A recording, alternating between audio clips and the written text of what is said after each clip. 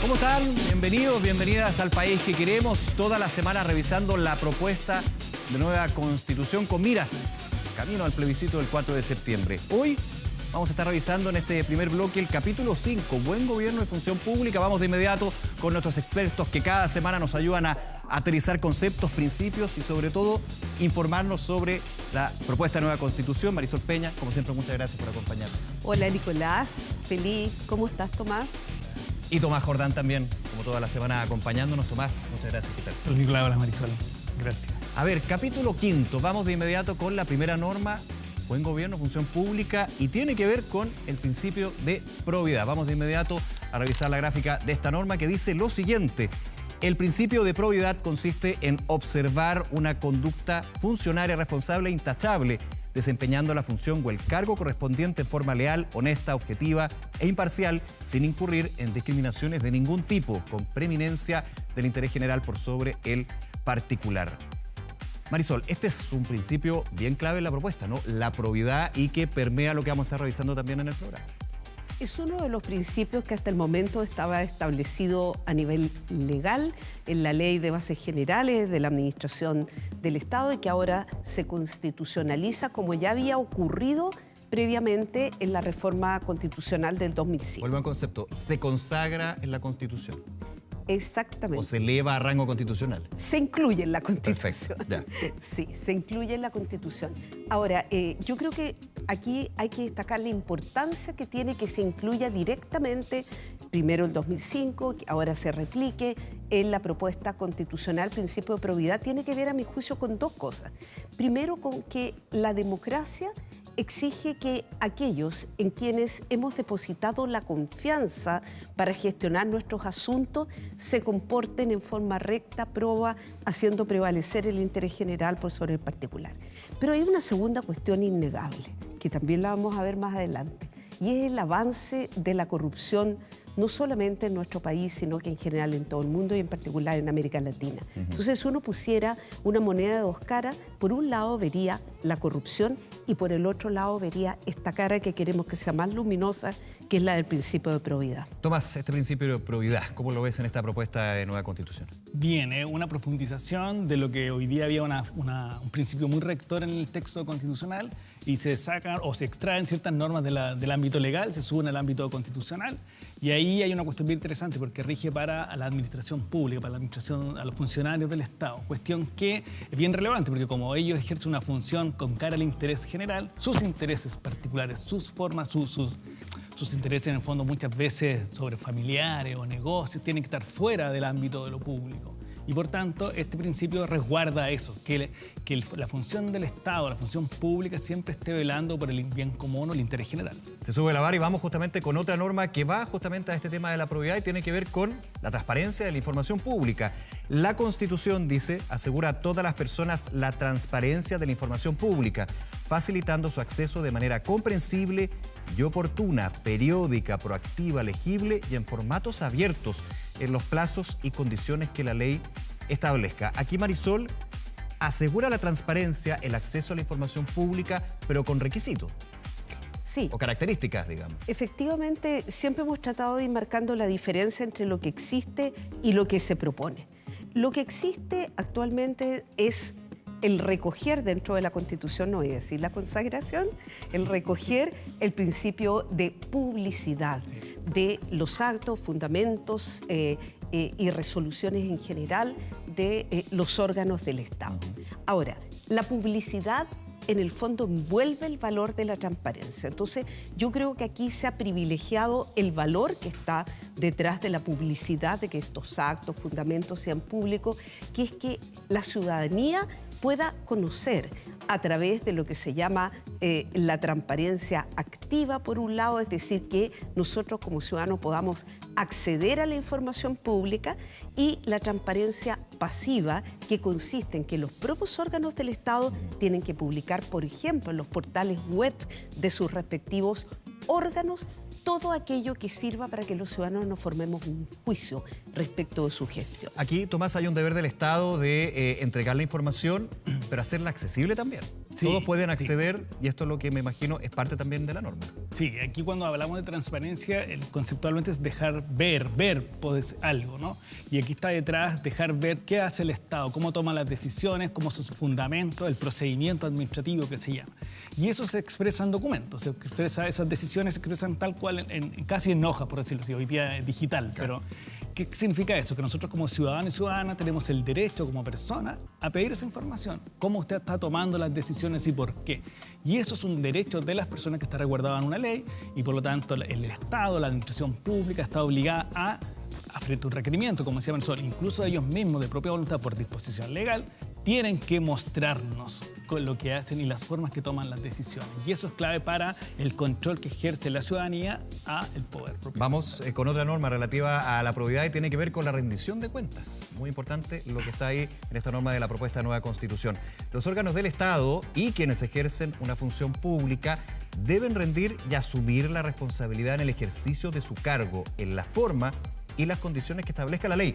El Estado, dice la norma, promoverá la participación activa de las personas y la sociedad civil en la fiscalización del cumplimiento de este deber. Marisol. Yo creo que es bien importante explicarles a quienes nos están siguiendo hoy día, los televidentes, qué significa un órgano del Estado, que parezca de perogrullo. Lo básico en un órgano del Estado, sea una persona o sea un conjunto de personas, es que la expresión de su voluntad no va a ser la de esa persona o de ese conjunto de personas, sino que se le va a atribuir esa voluntad al Estado. Es decir, en buenas cuentas, a todos nosotros. Y esa es la razón, la base por la cual las democracias contemporáneas han venido crecientemente poniendo un gran acento en este principio de la rendición de cuentas, también se llama accountability, y que permite que sobre la base de lo que nos vayan mostrando los órganos del Estado o aquellos que le pidamos que nos muestren, podamos hacer un juicio de valor acerca de cómo están representando y gestionando nuestros intereses. Hay un ejemplo aquí de rendiciones de cuentas, que son las cuentas públicas de las reparticiones públicas, por ejemplo. Sí, es parte de, porque aquí tiene dos caras. Eso. Uno es el control que las personas tienen derecho a hacer o el derecho a controlar al poder, que está ligado al anterior. Y eso tiene, por ejemplo, en participar en la formulación de políticas públicas, el voto es una forma de control, la libertad de prensa, por otro lado, es una forma de control. Los órganos de control hacen control, por lo tanto, son parte de la rendición de cuentas que rinden los órganos del Estado. Y por tanto, lo que está claro en este formato de rendición de cuentas es que al mismo tiempo las autoridades nos tienen que dar cuenta de lo que hacen, ida y vuelta. Nosotros podemos controlar el poder y al mismo tiempo ellos tienen que señalar lo que están haciendo por nosotros en los temas públicos. Agreguemos que hasta ahora en democracia hemos controlado, pero de una forma muy periódica, por un lado, pero también exigua, que es a través de la no reelección, por ejemplo, de personas que no lo han hecho bien. Ese es el control básico electoral. Pero se supone que esto se profundiza cuando tú exiges la rendición de cuentas como principio clave en el funcionamiento del actuar público. Avanzamos a otra norma sobre este tema, capítulo 5 de la propuesta constitucional, Consejo para la Transparencia.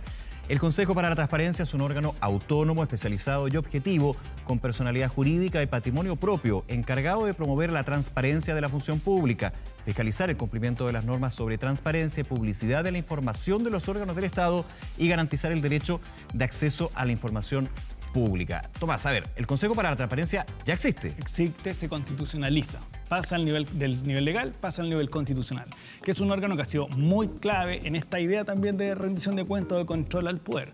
¿Por qué? Porque nosotros tenemos un derecho que acceder a la información pública y existe esta obligación de transparencia o de publicidad de los actos de la administración.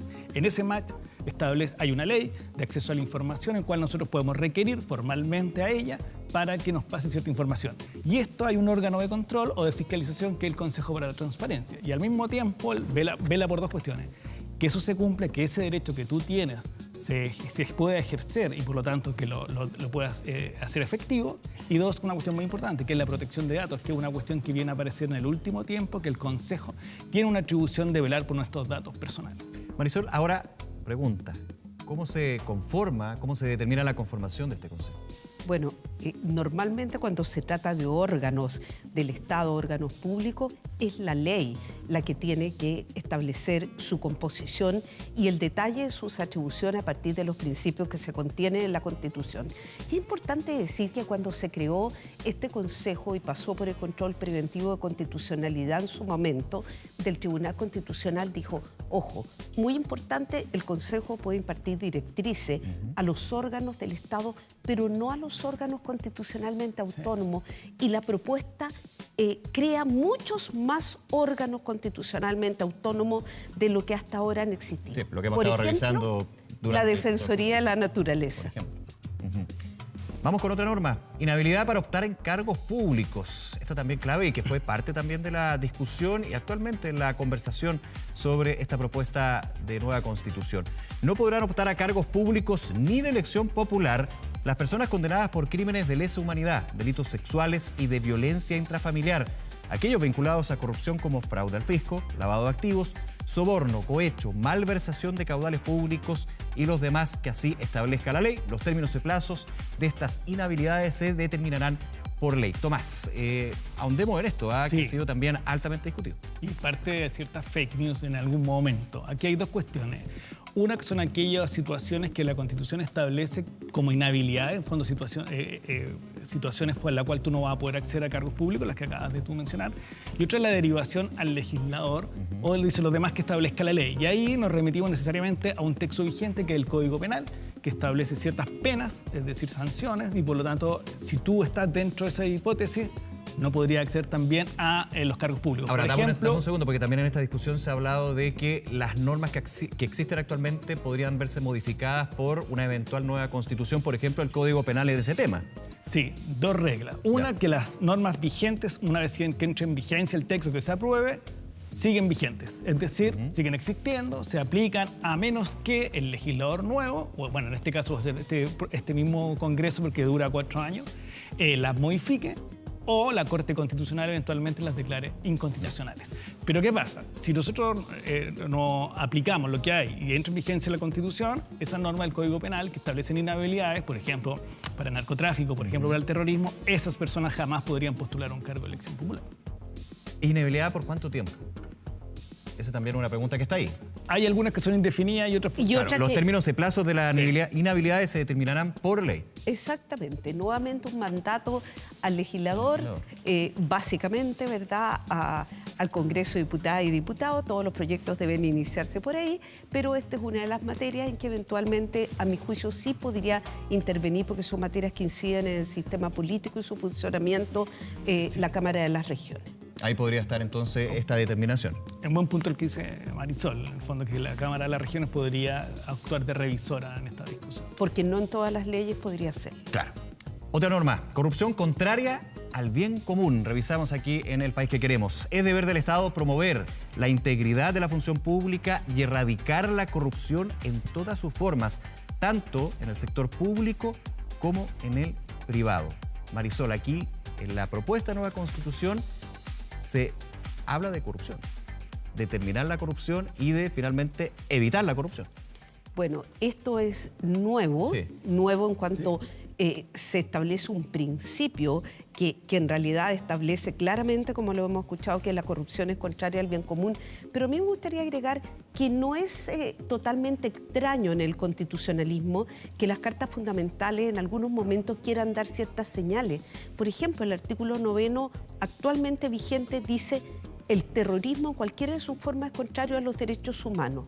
Por lo tanto, creo yo que cuando el constituyente quiere dar ciertas señales, especialmente de cara al fortalecimiento de la democracia o del Estado de Derecho, incluye precisamente estas conductas. Ahora, lo novedoso es que creo que nos imaginábamos la corrupción en el sector público, pero aquí se hace extensiva al sector privado. Vamos a ver cómo se va a bajar aquello, porque podemos entender que se actúa en forma contraria al interés general, pero desde el punto de vista privado, ¿cuál va a ser el parámetro que vamos a tener? Los conflictos de intereses, probablemente. Por ejemplo, o las coimas o el soborno, que en el fondo básicamente es cuando tú das dádivas por obtener un beneficio. Una relación irregular entre lo público y lo privado. Claro, o por ejemplo, en lo público es más claro porque hay un interés general envuelto y por lo tanto cuando tú realizas una dádiva, un soborno a un funcionario o funcionaria pública, ahí hay una situación completamente irregular, ilegal y de partida hay un delito. En el caso del tráfico de influencias que dice Marisol también, porque en el fondo tú ocupas tus redes para obtener un beneficio generalmente económico.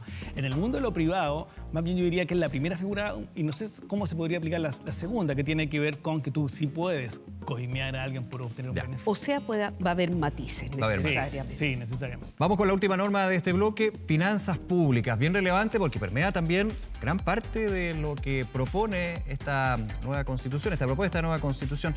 Las finanzas públicas se conducirán conforme a los principios de sostenibilidad y responsabilidad fiscal, los que guiarán el actuar del Estado en todas sus instituciones y en todos sus niveles. Yo decía, permea todo lo que hemos estado revisando en la parte de sostenibilidad financiera, Marisol, justamente para los organismos que se crean y los elementos también que son novedosos, ¿no? Bueno, digamos que nuevamente nos enfrentamos a algo que se eleva del rango legal al rango constitucional. Aquí tengo en mi poder la ley 20.128, vigente desde el año 2006, que regula la responsabilidad fiscal y establece, por ejemplo, un comité financiero que debe ir asesorando permanentemente al ministro de Hacienda sobre decisiones que para las personas que nos están escuchando tienen que ver con el hecho básico de que no se puede gastar más de lo que se tiene. Este es el Consejo Fiscal Autónomo, ¿no? Exactamente. No se puede gastar más de lo que se tiene. Es el principio. A eso apunta la responsabilidad fiscal. En cambio, hagamos la distinción, la sostenibilidad fiscal apunta en el fondo a si nos vamos a endeudar a través del tiempo, cuidado, vamos a ser capaces de sostener esa responsabilidad en el tiempo. Claro. Tomás, un minutito que nos queda. Sí, un equilibrio entre ingreso y gasto en deuda y tú lo que vas señalando, lo que va ingresando tu arca. Y eso es muy clave, porque me gustaría solo agregar que esto irradia todo el texto porque hay una regla de responsabilidad fiscal, esta que señalamos, pero también otra para los gobiernos regionales, para las entidades territoriales. Por lo tanto, la idea de que tú no gastes más de lo que tienes, por decirlo de alguna manera, en términos de lo que uno hace en su casa, es muy parecido. Y por lo tanto va a impactar al gobierno nacional como al gobierno regional. Y eso me parece claro. Sobre todo cuando se trate de consagrar y de llevar realmente a la práctica los derechos sociales. Así es. Y ahí rige el principio de progresividad y otras cosas que no se me alarguen, que tenemos que seguir porque tenemos muchos temas que seguir conversando con Marisol, con Tomás, que se mantienen aquí en el programa. Vamos a hacer una pausa. En el segundo bloque hablamos de salud con nuestras invitadas. Recordarles también que el camino al plebiscito, la propuesta de nueva constitución, está a 24horas.cl. Pausa. Regresamos de inmediato con más de El País que Queremos.